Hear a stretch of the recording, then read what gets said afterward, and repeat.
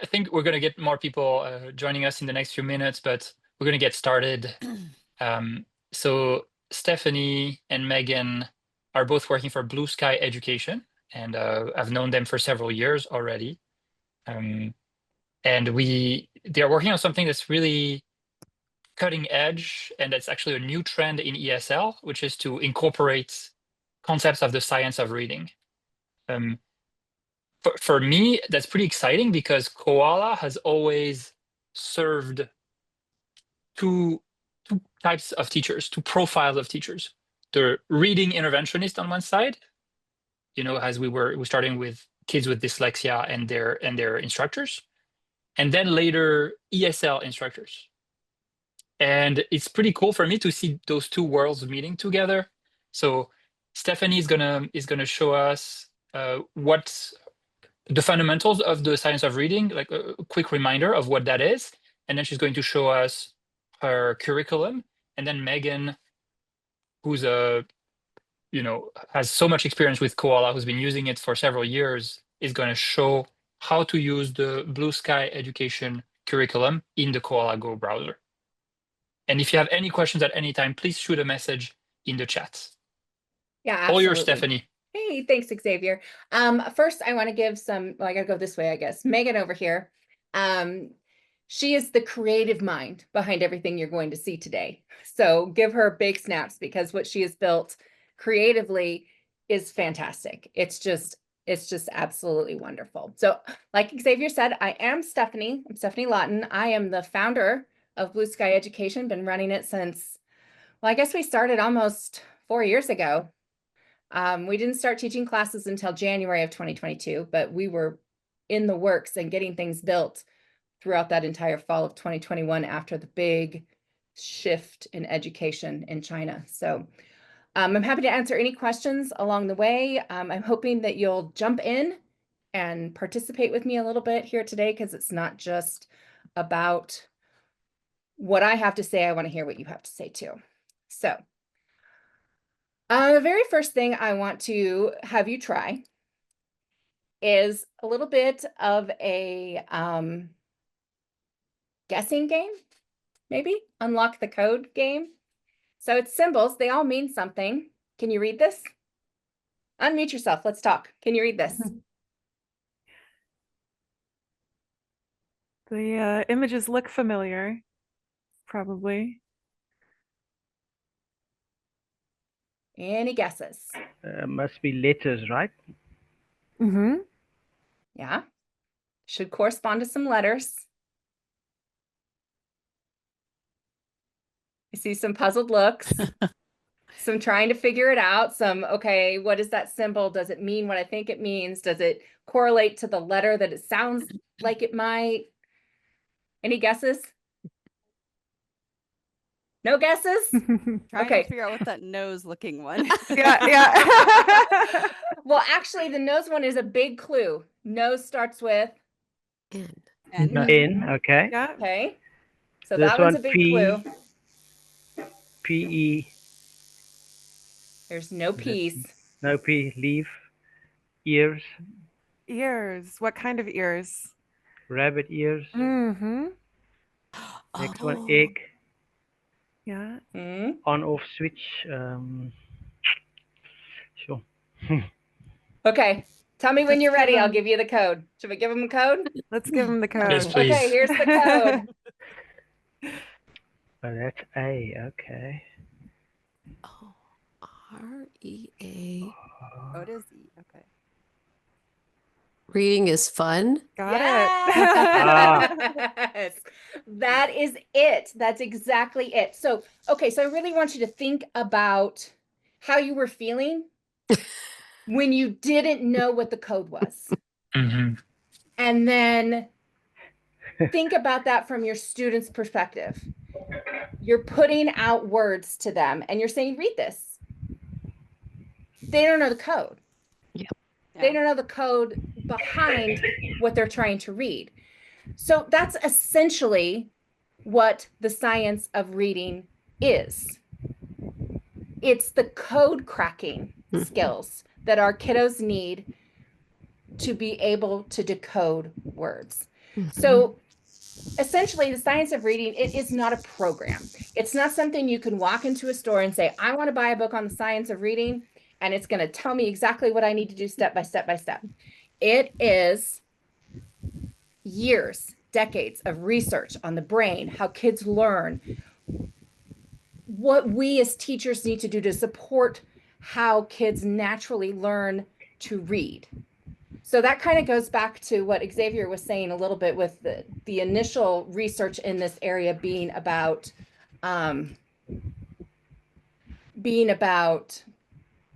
dyslexia and students who really need super explicit instruction to break the code because they have that wiring in their brain that is just different than a typical learner would be. So with here, we're really going to start first with explicit systematic teaching. It's clear, it's step-by-step instruction that builds from very simple to complex. And how that looks is sometimes things will be very obvious here. You're like, yeah, we do that all the time. You teach your short vowels before you teach your long vowels. You introduce single consonants before you do blends or digraphs or any of those things that we do. And most curriculums follow that rule. They'll start simple and move towards the complex. The next is actual decodable practice. So when we're talking about decodable versus non-decodable, decodable means the letters and the sounds are behaving exactly as they should. Words like can, cat, hat, pan. Those are easily decodable words. Once the kiddos have the code, the sounds, they can read those words. So that looks like using texts in class that only teach sounds and patterns that have been previously taught. It can look like building word lists with word families, and repetition is huge in this space.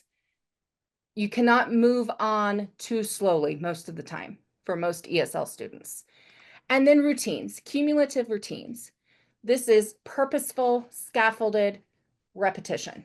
You're going to go back and do the same skill again. You're going to move on, do some more skills, then you're going to go back and do skills again. And this is something you can build in your own classroom readily. Review things that you just worked on. Practice old sounds with new sounds, those kinds of things. Okay, I'm going to stop for a second. Anybody have any questions so far? Did I lose anybody here? Okay, great. All right, so when we're talking about the science of reading, there are 5 columns that hold up the science of reading philosophy. Phonemic awareness, phonics, fluent text reading, vocabulary, and comprehension. Now, when I see these, I see the 3 big ones that pop out to me are phonemic awareness, phonics, and vocabulary. So phonemic awareness is just the individual sounds you hear. And oftentimes phonemic awareness for a native English speaker starts as infants. I mean, Xavier has an infant. She's going to be starting to babble. She's going to be starting to mimic sounds she hears. Those are the things that make up phonemic awareness. It starts as an infant. But with our ESL kiddos, they don't get that English practice. They have that practice in their native language. So we really have to be intentional about phonemic awareness and phonics because it's not something they hear in their homes every day. Mom and dad aren't speaking English to them every day, constantly. With our Explorers, with what we have ready now, our Explorers curriculum, level B, which is like the second level, you're going to see a lot of phonemic awareness, phonics, and vocabulary. Fluent text reading and comprehension is one of those skills that builds off of the other 3 columns. So we will go into that lightly through our first 8 units with the expectation when we finish and release level C, those are going to be more important while still cycling back to that phonemic awareness and phonics and vocabulary. Okay, so this is my little friend. Her name is Luna. She is 12 years old. She started class with me last spring, and she was a puzzle for me. She memorized words. She could read those memorized words. But if a word looked differently than what she thought it was going to look like, she couldn't read it. So that told me that she did not have the pillars. She had nothing holding her up. She struggled with vowel sounds, simple vowel sounds, not even blends, not even digraphs, just simple vowel sounds. Blending was terribly hard for her, and she just completely relied on memorization. So what I did was I didn't even have a curriculum for this kiddo because she's 12. She doesn't need the vocabulary of a 6-year-old. She needs 12-year-old vocabulary with 6-year-old level phonics instruction. So I just created routines for her: phonics, phoneme practice, and then strategic heart word instruction. And then within about 8 weeks, and I just had her class this morning, bless her, I gave her 8 sentences that included vowel teams, it included ed endings, and included heart words. She read every single one of them perfectly on the first try. Wow. That's exciting. First try. Fantastic. And she just beamed. And so by giving kids like Luna these keys and the code to unlock these keys, we're giving them the path to success in English. So I did mention heart words. I want to know, does anybody have any idea what a heart word might be? I've been teaching with air reading and they use them too. So Okay. So Nikki has experience. So Nikki, what's a heart word? it's a word that doesn't sound the way it should based on the letters in it. Right. It's tricky. It's non-decodable. Right. Words like was that are typically found in high frequency word lists. Was, as, those kinds of words. They're simple. They're 2 letters. They're 3 letters. The, you. They don't follow the typical pattern. So what's fun with Luna is that she's old enough now and has experience enough now that I wrote was on the board today, and she said, was. Like, I know that word, duh. And I said, but how would we say it if we were following phonetic rules? Well, ass. It would be was. Was. And she just laughs because it's funny. It's funny.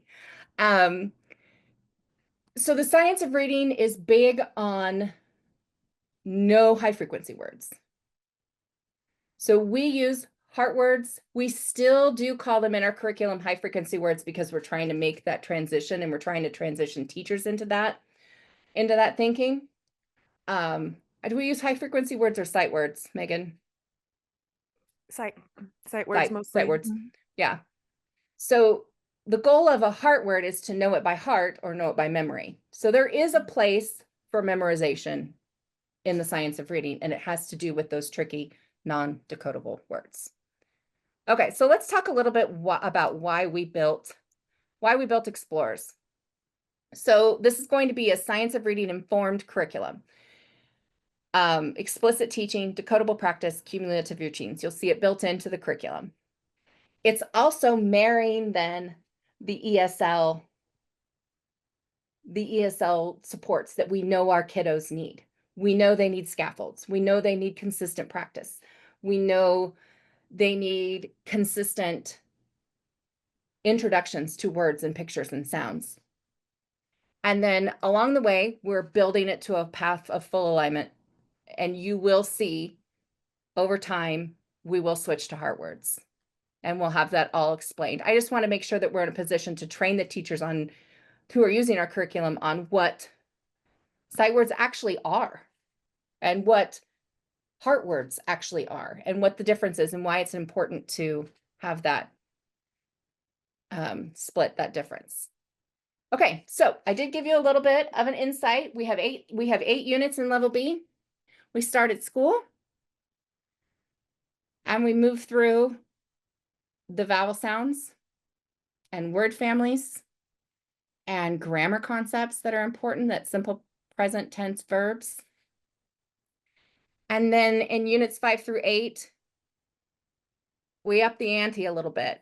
So in the first set, it's a lot of simple sentences. I see, I like, he sees, she likes. to get that grammar concept down. The second half of the level is all about then applying what they already know and turning them into readers and speakers, not just repeaters and listeners. Okay, so we are going to show you a level B lesson in full, but it is going to be an end of level B lesson. I believe it is level or unit 8, lesson 6, right, Megan? Yeah, so it's So I did want to show you a little bit about what the same concepts look like early, mid, and end. So in the first unit, the very first lesson, you're going to see simple. And this part of the curriculum is not for reading. We don't expect kids to come in and read. It is a bed. They're going to hear you say it. They're going to repeat it back to you. By unit 4, some of them they're going to start to recognize words. They can maybe read part of the sentence. But by unit 8, they should be readers. Okay, Megan, I'm going to stop sharing. It's your turn. all right. It's time for the fun stuff. Let's jump in here. So, can everyone see my Koala screen? All right. I love Yep. using the co-browser down here. It just, we build our lessons in Genially, and it makes it really interactive and engaging. The kids can drag and drop and do all of the things. Yeah, so as Stephanie said, this is really the very end of level 8, level B, unit 8, lessons 6 through 10. So we have our lessons separated into 2 parts. We've got part 1, part 2. So each one is a group of 5 lessons, and this one is really a review. So we thought it would be fun to show you what they can do by this point. So let's jump in here. We've got our little animals, little clues on what it'll be about. A lot of things are zoomable if you want to kind of engage your students right from the beginning. Say, what is this? What do you see? Get them talking. Our second page is always objectives for the teachers, but you also have prompts for the kids to talk while you're refreshing your memory on what you're about to teach. So we've got a little warm-up song here. Always fun. First vocabulary slide. Lots of interactions to keep your kids who are a little distracted sometimes. So things fly in. It's fun. They hover, zoom. Very interactive here. I like this next page. Also, it's a little slow on my German connection over here today. I live in Germany and I just moved to the country, and we're getting our internet set up. So there we go. Yeah, what can you see? So get them talking, searching. Everything is really fun and interactive. That's what I love about this curriculum. Drag and drop. Again, reviewing those words that they already know, getting them to talk about it in different frames. What can you see now? And we're extending. What can you see at the zoo? And then you can always jump in and say, what else? Well, what else can you see at the zoo? And we're reinforcing phonemes and phonics skills with Tiger, one at a time. Yeah. Tiger. Yeah. Mm-hmm. All right, it's got some verbs in here. Always have some extension questions.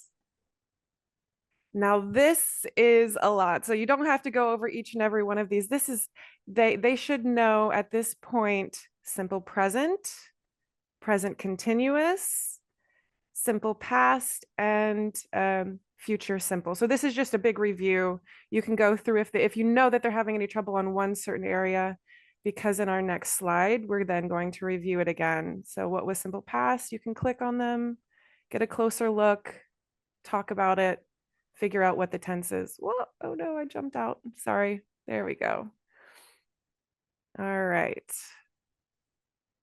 Then we've got a lot of grammar in this one, because again, it's a review of everything that they've already learned. And if they need little hints, you can hover help them out a bit. Megan, let's talk about that font real quick.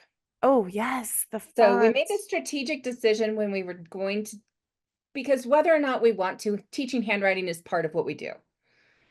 You want them to form the letters correctly. So I was trained when I was in a classroom, I was trained and used handwriting without tears. So we were able to find a similar font to handwriting without tears. And throughout the entire first unit, and I think into the second, those letters are taught with correct, simple steps.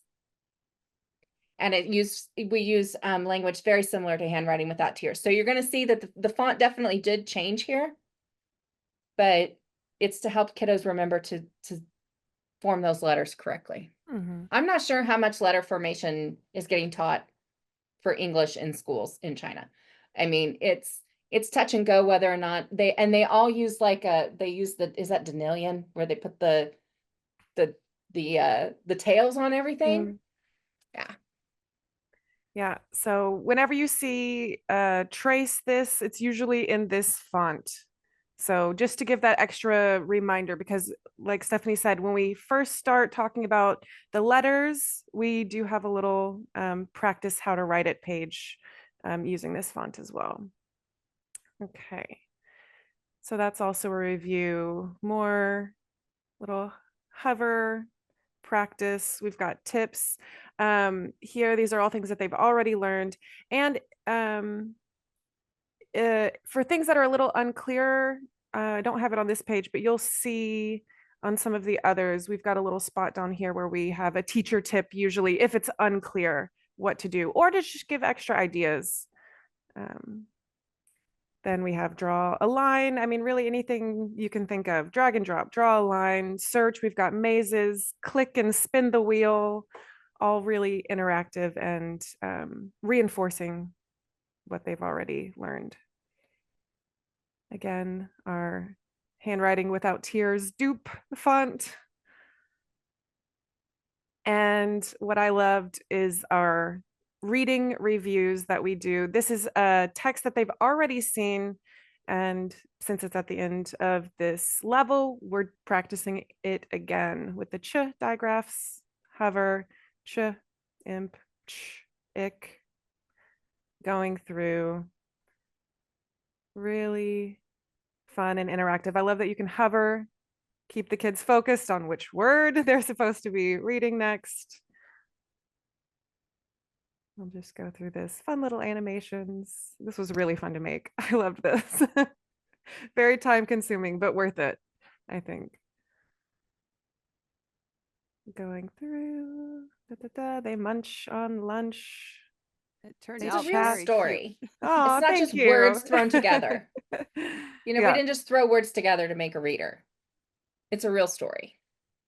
love it. So fun. And then at the end, as you see, they practice the fluency. Now we're getting to comprehension, right? So a little ch review. What do they eat for lunch? Okay, now we've got to figure out, what did I just read? Can I comprehend it? Can I produce it again? And finally, we've got at the end, we have a few math slides, which is really important because the kids, they're already, they're working on math in school, but they need to know the English words for this as well. And we focus on things that are pretty simple in level B, adjectives, sizes, colors, shapes, things like that, so they can put words to the things that you want them to describe. A few of these slides. And then we're on our final free talk slide here. Which is just basically a wrap up of everything you've done Yep, in that entire lesson. exactly. A little goodbye song. And the end.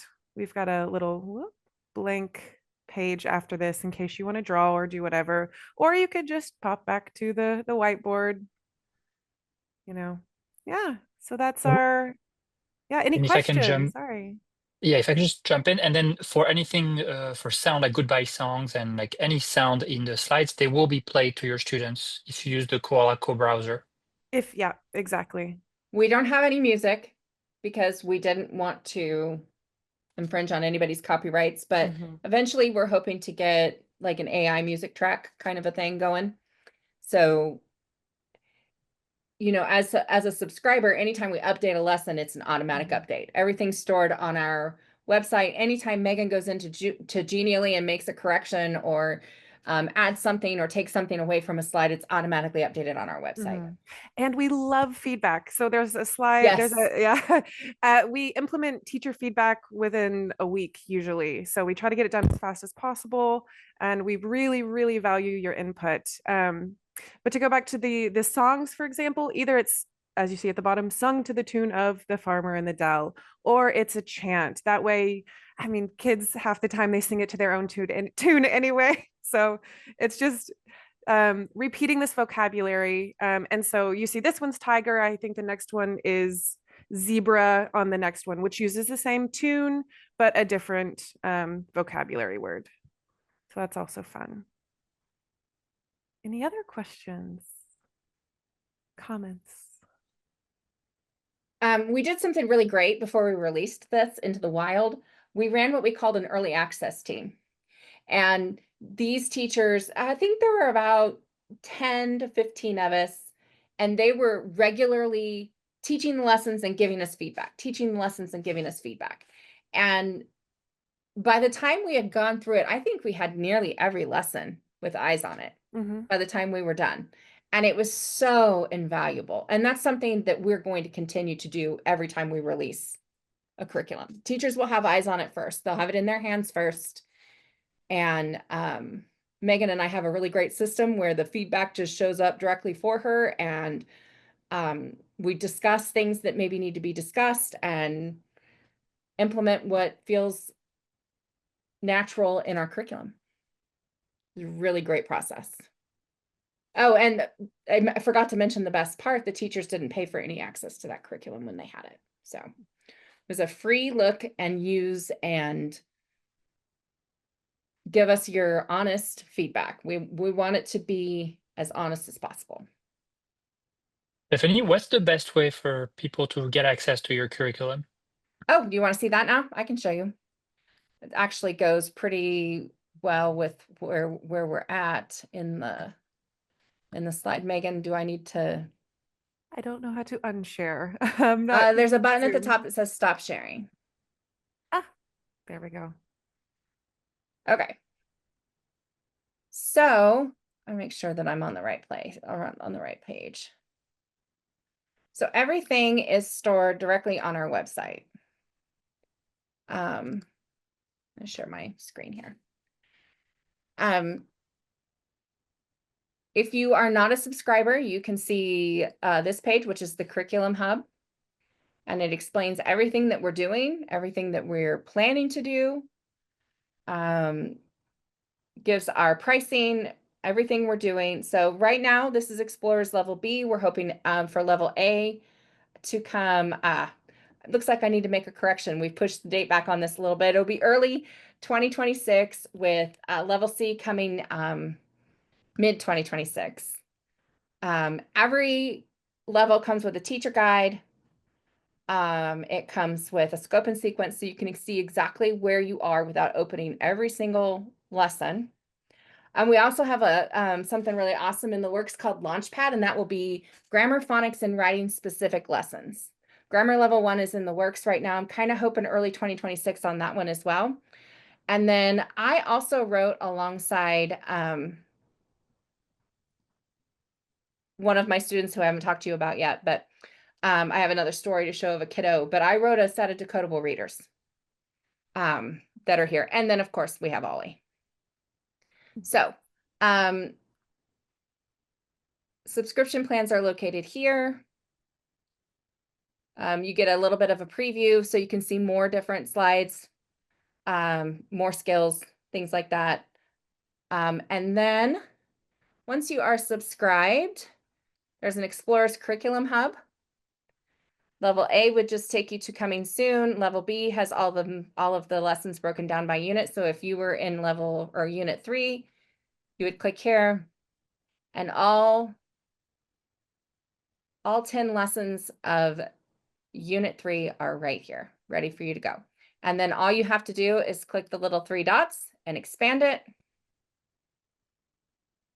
And there you go. So if you finish, so one of the things that's probably really important, if you don't know, we don't, at Blue Sky, our teachers are not on a time crunch. You don't finish one lesson in one 25-minute setting or you're going to get bad feedback. That's not how we work. You work at the kids' pace. And if you finish a lesson really quick because they got it, then you just go to the next one, write down where you're at and stop when time's up. If you have a kiddo who's struggling, which I have a few that we sometimes only get through about 2/3 of a lesson in 25 to 28 minutes. I just keep notes and I write down where I'm at and we just pick up right where we left off the next class. So our curriculum is built with that in mind, not around a specific time. Like these are not timed to be exactly 25 minutes if you spend 1 minute on each slide. They're created so that you can work at the child's pace that you're teaching. Any questions about that? Xavier, did I answer your question? Yeah. Okay. And this is I'm curious I'll about put it, the content creation, the level A, the level C, etc. Do you have a whole team working on that, or is it mostly you and it's Megan? me and Megan. Okay, got it. Nice. It Yeah, must be an which is why it incredible takes us amount a of little work. time. I It takes bet. us a little I time. bet. Yeah. But for right now, this is what works for us. We don't want a whole lot of hands in the pot because we're creating something that's unique and Yeah. it's not like anything else that's out there on the market. We don't want it to look like anything else that's out there on the market. We want it to behave that way. That's amazing. It's amazing. And I think, science of reading will benefit any kid, neurotypical or neurodiverse, American or Mhm. non-American. Can you, before we started the Zoom, you were telling me about things that I think is very interesting, and maybe the community will be interested to learn about those. You were telling me about that 2/3 of the states in the US are Yes. now requiring Yes. teachers after 2030 to be trained in the science of reading. Can you And I'm expand not more sure on on that? I'm not sure on the exact numbers. I do know that most states, if they haven't already put in a requirement, they are in the process of putting a requirement in for all classroom teachers. I believe Yeah. it's the elementary level teachers, not secondary and high school, but the elementary level teachers, whether you're a kindergarten teacher or a fifth grade teacher or a reading strategist, they have to go through the science of reading training. And so Mhm. I'm in Kansas, and that for us in Kansas, that looks like you have to take a course and then you have to take another praxis exam on the science of reading. So this is not something that is fly by the night going to be gone next year. Yeah. This is backed by a ton of research. It's actual brain research, not just we put some kids in a room and we figured it out. We looked at how children's brains react to certain things and we learned what best practice was and what that looks like. So what we're trying to do is take what science of reading tells us and take what we all know as ESL best practice and put them on the same path. And there's not a lot of that happening out there in the world right now. And I So can it feels say, kind of fun. Stephanie's teacher guide is wonderful. If you ever want like a little cheat sheet on science of reading and how to use it in the level, she goes through and make sure you're not saying things like puh or buh or things that you don't even think about automatically, and so it goes through the steps through all of the pillars, which I think is great if you need a quick refresher. Yeah. Like I said, we're not putting out curriculum as fast as possible so we can make some money. We're putting out quality research backed curriculum that every decision basically is thought through and chosen to be there, not just, oh, this happened to be here, so I'm going to use it. Megan has been amazing. She has learned so much about the science of reading already. I have learned so much about the science of reading already. I feel like by the time that we get through this entire set of projects, by this time next year, we're going to be total experts in the science of reading without ever having gone to an actual college course on the science of reading. Yeah. And I'm assuming, I mean, parents will be more and more expecting you to be experts. But when I say you, I mean ESL teachers. They will Yeah. expect you, and to be experts of the science of reading and teach them about this, and maybe even educate them about how to teach their kids properly so they can reinforce the right mechanisms of the science of reading. And I assume that that's going to be very true for parents all over the world, in China, in France, and wherever. So yeah, getting ahead There's of something to this. be said for the homeschool market here in the States too. Yeah. You Yeah. know, because their kiddos, as they're learning at home, the parents, you know, they know what's best for their kids. They're great, but they're not trained teachers necessarily. So having someone that could come in and say, okay, here's how this works in a child's brain, I think is going to be something over the next 6 to 12 months that hopefully we can address Yeah. as a And group. I don't know if, as ESL teachers, I don't know if you maintain a list of parents who showed interest in your classes, or things like this. But I think it would be valuable as a parent, thinking as a parent now, just seeing an ESL, the English teachers sending me an email with some update about the science of reading, what it is, like a very basic explanation of what it is and why the curriculum that will be used to teach my child from now on will be SOR instructions. Mhm. Well, and I think too that and I don't know if I've even spoken to Megan about this, but one of my thoughts moving forward is on our website, not just having a place for teachers to go and get knowledge about the science of reading, but for a place for our parents to get Yeah. knowledge. So if Yeah. you're teaching the Blue Sky Education Explorers curriculum and your parents are questioning why you're teaching it in this way, there's a place for them to go Yeah. where they can read Yeah. about it and they Yeah. can understand why things are moving this way and why it's important to actually understand how the brain functions and learns to read. I mean, if you've ever looked at any brain research with reading, the amount of areas of your brain that have to be actively engaged to learn to read sometimes is mind-blowing. I wish I had that, but I don't have that in front of me today. But it's really cool. And I'm hoping too, as we keep moving along here, that I will be able to provide more opportunities for teachers to learn and understand and not just say, okay, I'm teaching this because she told me to. I want to know why I'm teaching this and how it works. So you guys are in on the actual bottom floor of this little gig we're planning. Yeah. That's awesome. Do you mind, Stephanie or Megan, do you mind sharing the link to your website in the chat with everyone? Yeah, I've got it for you. Just a second. I'm actually going to go. I want to do one more thing on our Oh, sounds good. presentation because I Oh, have yeah, go for it. I have some so part of what we put together today is a specific web page on our website for this group. So when you get to that link, and I'll give it to you here at the end, you're going to see a PDF of some of the research we talked about. You're going to see a few more strategies. I just put one strategy in that you can use with your kiddos now, no matter what curriculum you're teaching. And a couple of more of those, and then some more information on things that we've talked about today. So we're going to play a game. We're going to be phoneme detectives. Megan played this game with me yesterday. She was very good at it. Very good at it.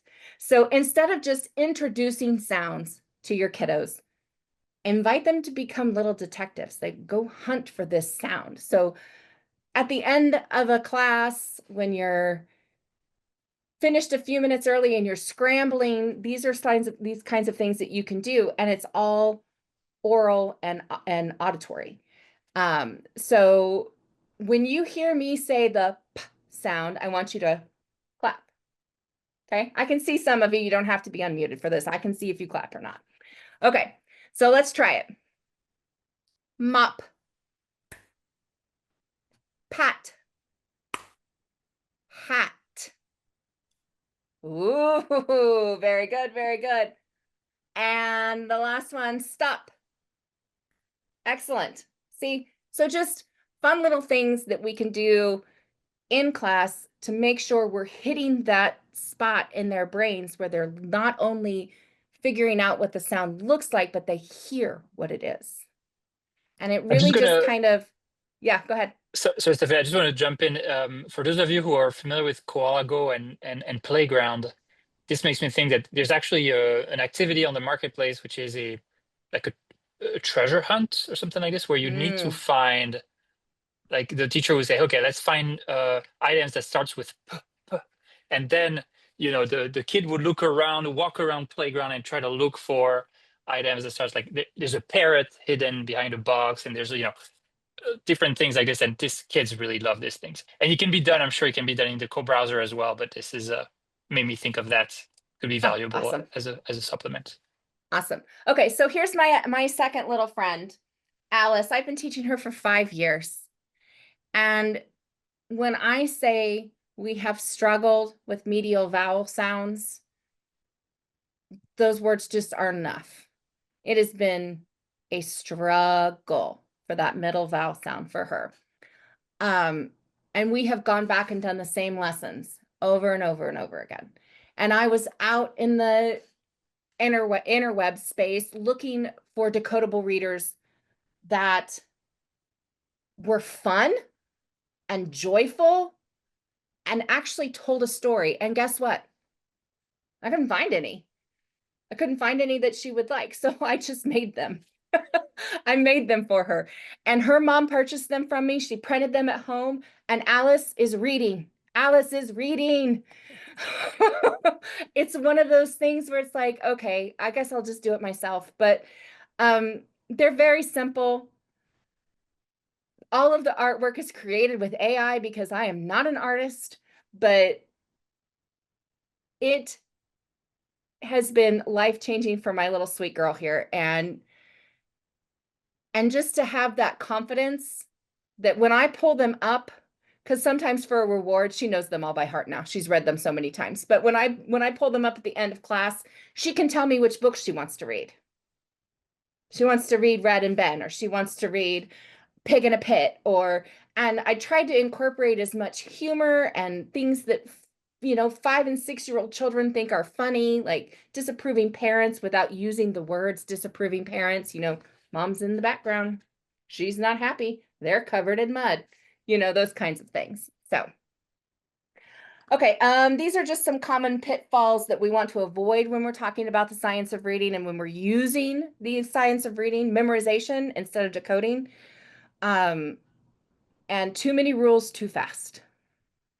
If you overload their little brains, or they don't understand what comes next in the lesson, and they're worried about how long is this lesson going to go on, and what am I going to get to eat my dinner, and you know, all of those things that kids worry about because they're in class with you and not focused on the lesson, then it really just negates everything that we're trying to do. Skipping oral practice is a huge pitfall. If they don't start to hear and listen, a story that stuck with me when I first started online teaching was that babies, for the first 18 months of their lives, are spending most of their lives just listening. Sure, they'll make sounds and they'll say 1 words, 2 words. Some of them will start to form sentences, but they're still listening. And when you apply that to a child who's fresh and in your room for the first time, it's like a light bulb moment. They're not going to understand when you say, clap your hands. What does that even mean? You know, you have to give them that chance to listen and to practice. Okay, so let's talk about our subscription, because this is the sales part of the presentation. But we've got $6.99 a month for 80 lessons. Comes with a teacher guide, scope and sequence, and automatic updates. Then we have this package that we decided we were going to test to see if it would be anything anybody wanted. It's a huge price tag, but it gives you access to absolutely everything we release for the next 18 months.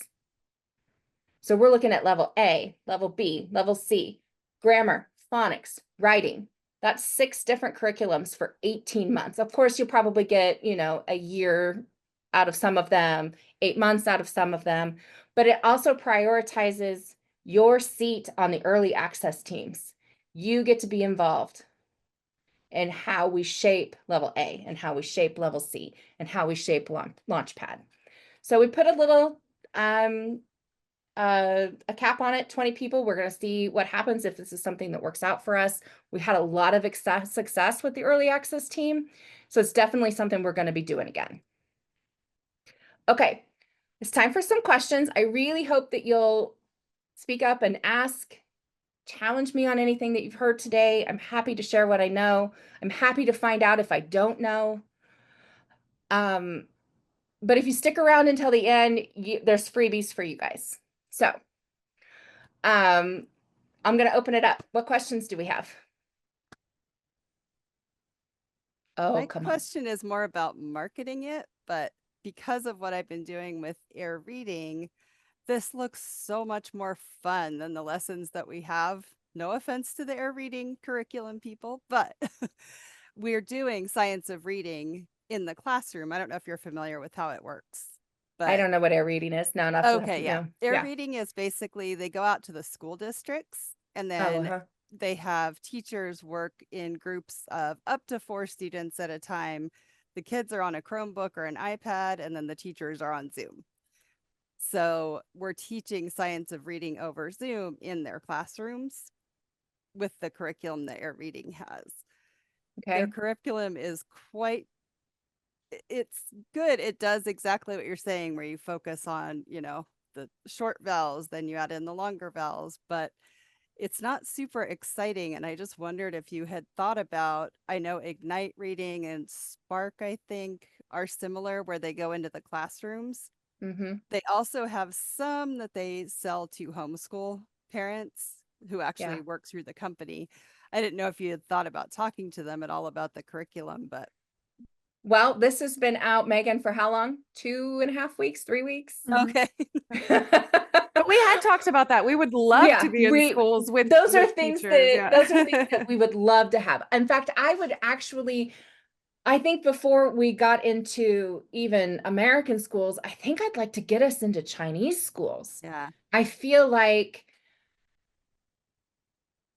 and I don't know if it's true for the entire country or if it's just one area, but sometimes we get teachers who, yes, they, they speak English, they've been taught English their whole lives, but it's different when it comes from a native speaker. It's just different. Mm-hmm. And so someday that would be like my ultimate goal, is to have a partnership with a Chinese school.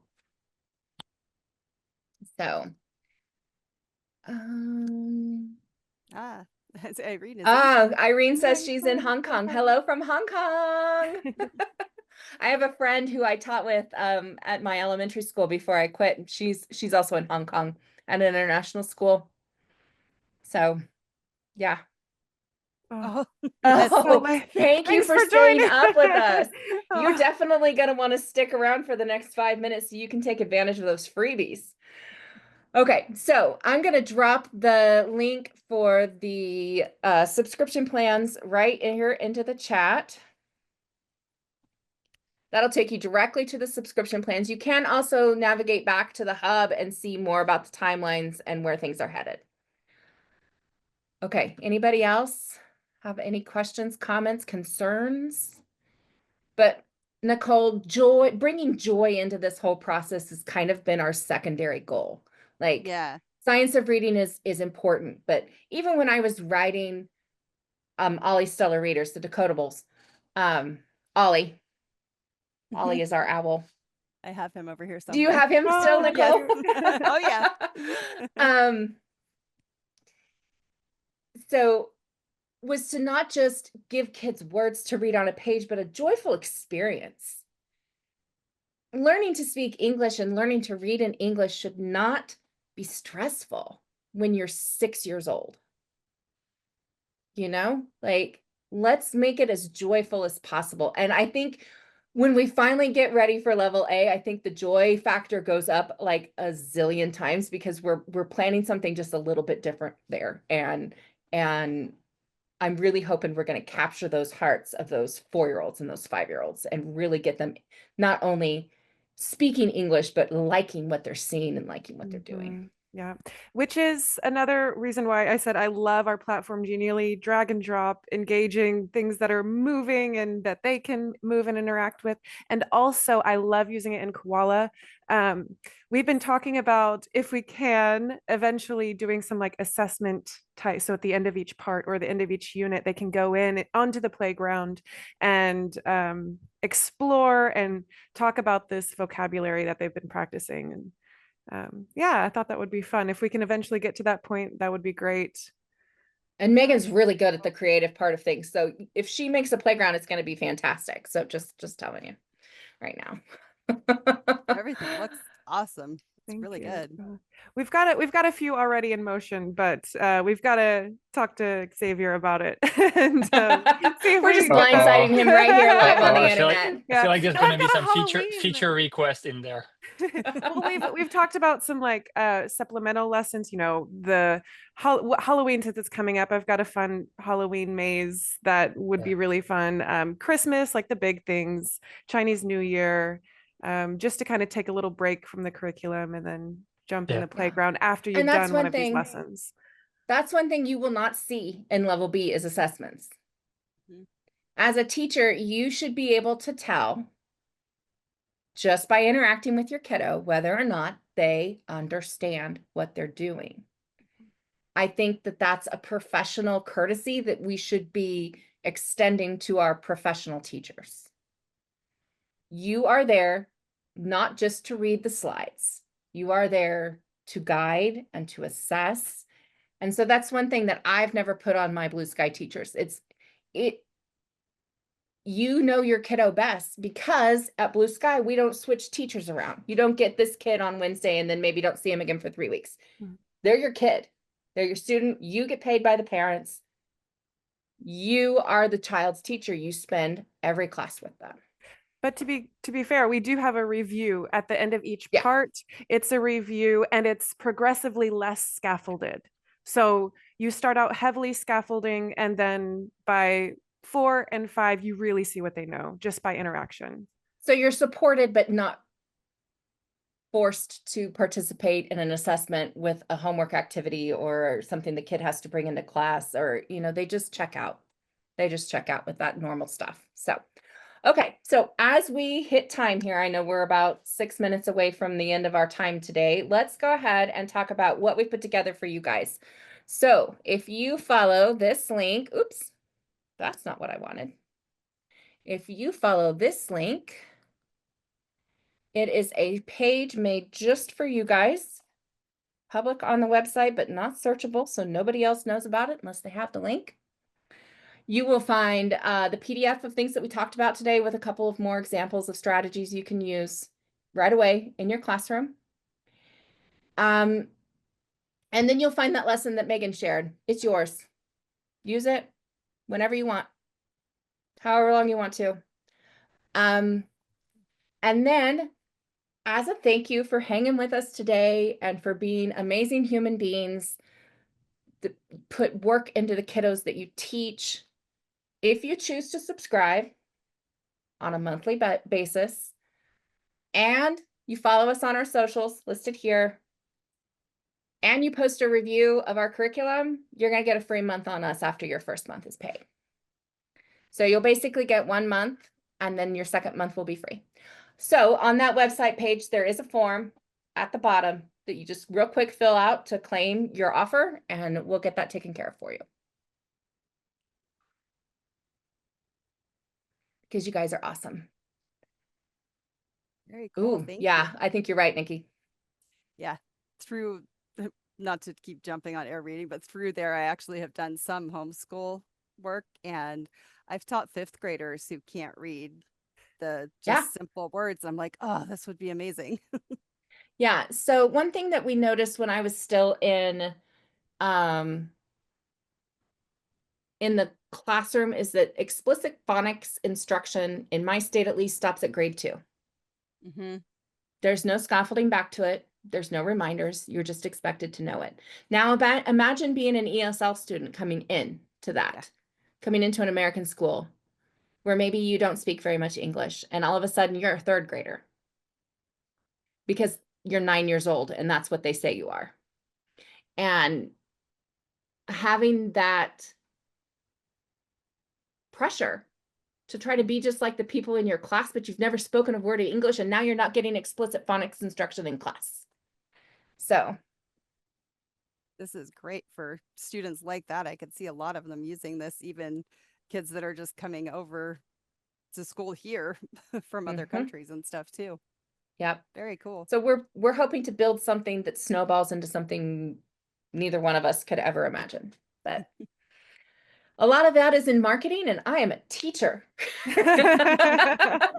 So thank you, Xavier, for having us on to talk Thank you, about what we're Stephanie. building and to get it out there and put it on your socials and in your channels, because we're going to need partnerships like this to get what we want to build into the hands of teachers who need it but may not know that they need it yet.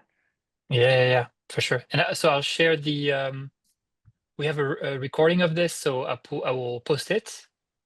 And because we have a bunch of people who registered and could not attend, probably because they're teaching classes. So Oh, Irene. Yeah, Irene, we will refresh share. it. Sometimes it's silly. She's saying she can't see the PDF on the site. I'm also sticking my email in there. If you absolutely cannot get the PDF to load on the site, send me an email. I'm happy to send it to you. Let me know you were in the Koala webinar. I don't know. Xavier, does the chat show up on recordings? I don't think so. No. Okay. Yeah, we can talk offline, and you tell me what I can share with the Okay. community or can't. Yeah. You tell me. You can share my email address with anybody. So Sounds good. that's fine. Yeah. And Thank you, then Stephanie. you're welcome. Thanks, everybody. I'm happy to stay for a few minutes. Somebody just wants to chat or hang out, or if Xavier has a minute, maybe Megan and I can pitch him our next idea. Right here live. Look at that face. I have a nanny that lives in 1 minute, so Yeah. Okay. He does not have. How about I send you an email? yeah, send me an email. Send me an email. Okay. But thank you so much, guys so Megan and much. Stephanie. Thanks, It was everyone. super Thank you. educational for me as well, so I Oh, appreciate it a great, lot. Irene. Irene can see it now. Sometimes you just have to refresh it. Those PDF viewers can be very finicky. Okay. I hope everybody has a great day. Let me know if you have any questions. Email me anytime. Thank you. so much. Thank you. Everybody. Bye, everyone. Bye. Take Bye. care. Bye.